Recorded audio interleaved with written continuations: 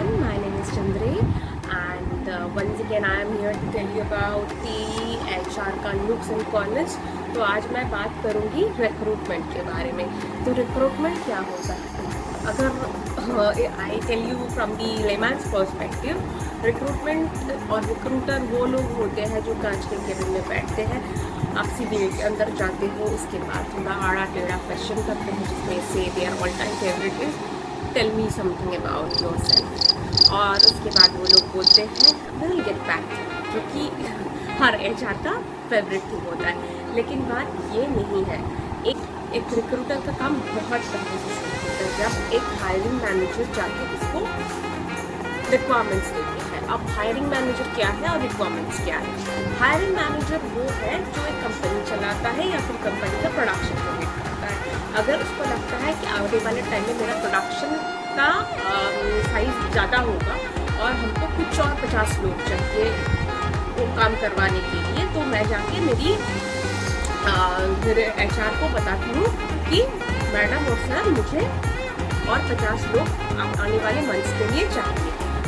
So the position is open, the particular position, जैसे कि production house में पकड़ लीजिए कि एग्जीक्यूटिव की ज़रूरत है, accounts executive, the position is on. तो ये है मेरा रिक्वायरमेंट, ये मुझे कब चाहिए? विद इन 1 मंथ चाहिए। Within 1 month I want that employ to join us.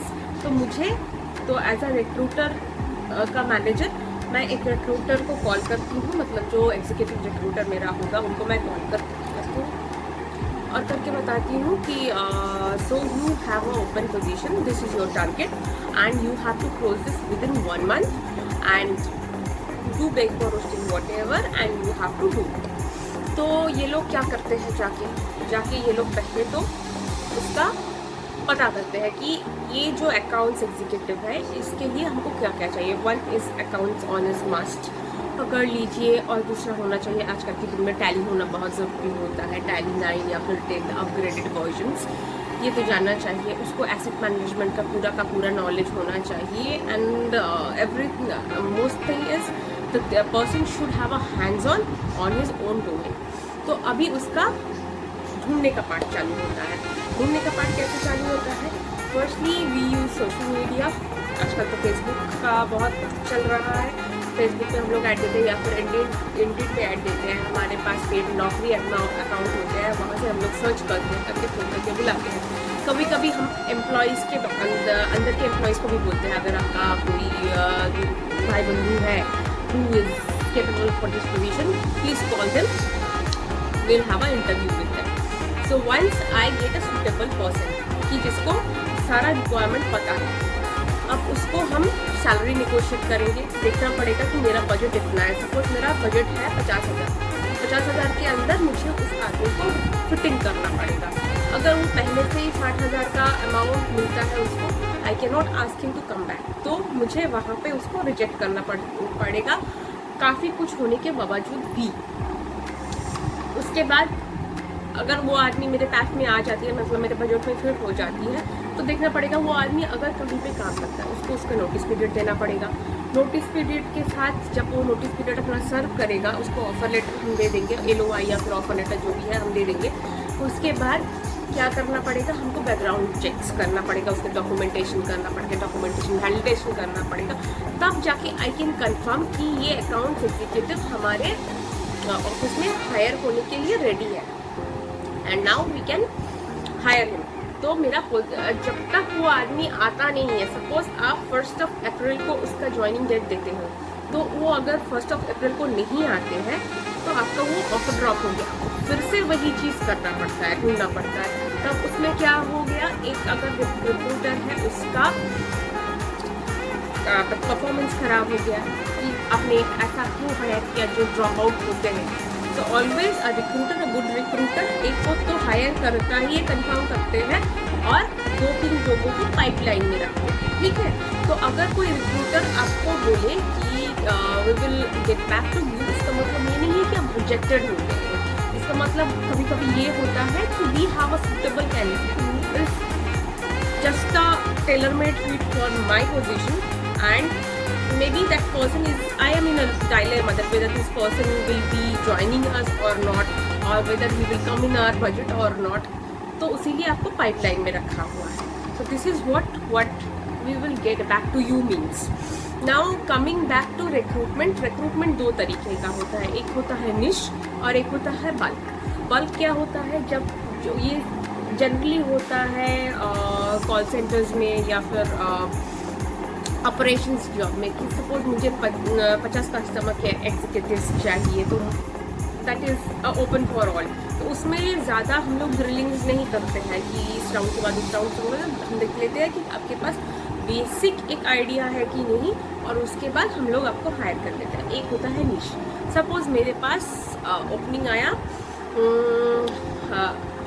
VP marketing का, तो मुझे उस आदमी का एकदम टिप टू टो देखना पड़ेगा. मतलब उसका क्या है, उसके शायद उसका 5 राउंड ऑफ इंटरव्यू होगा, 5 से 6 राउंड का इंटरव्यू होगा.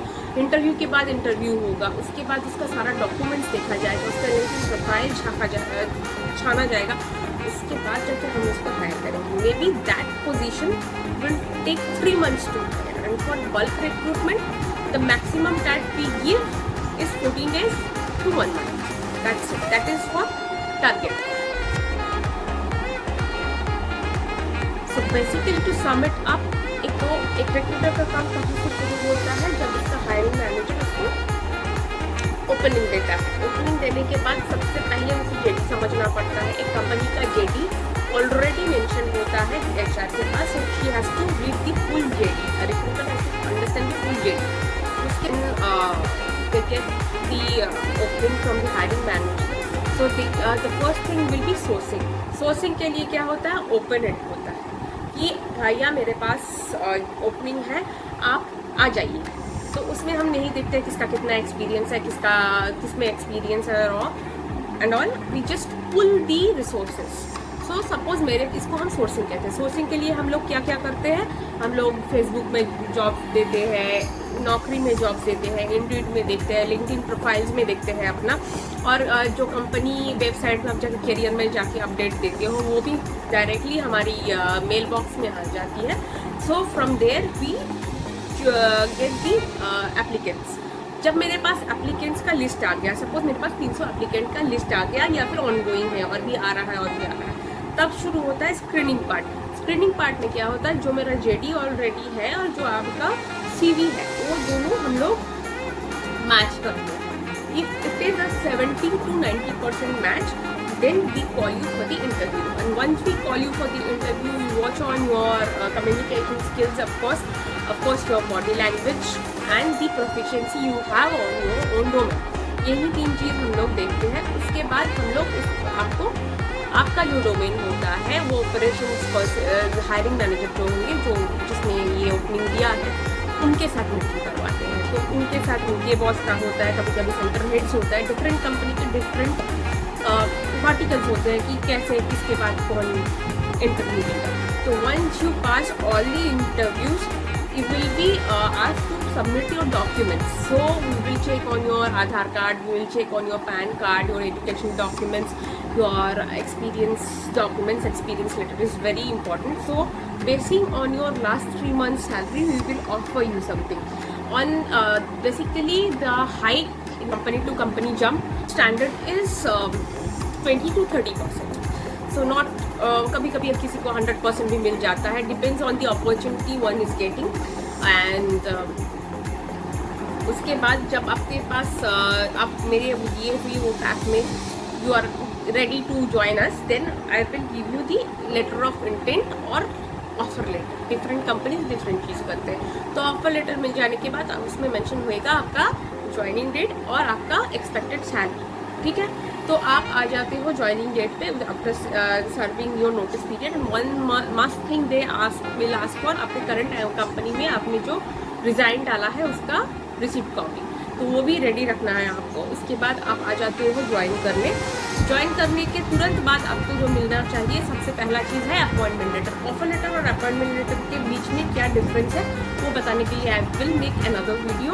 Please stay tuned with me and join my Facebook channel. Please subscribe. Bye.